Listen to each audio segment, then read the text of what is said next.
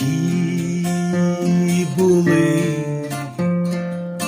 оптимістичні хмари, мов Бог пошле нарешті нам дощу, вімкне мерщій свої небесні чари, що й душу і я свою прополощу.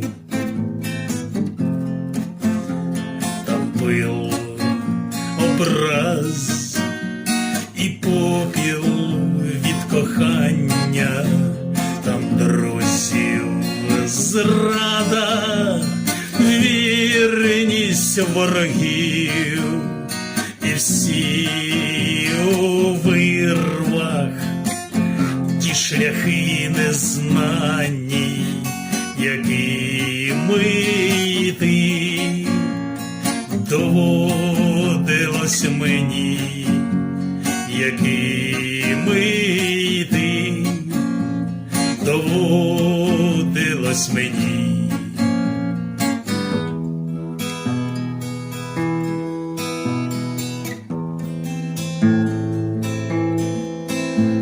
Хай збиті ноги полікує дощик, доріжку сліз відмиє без слідів, і чисто вмитий я піду на прощу, та тільки Бог чомусь не захотів.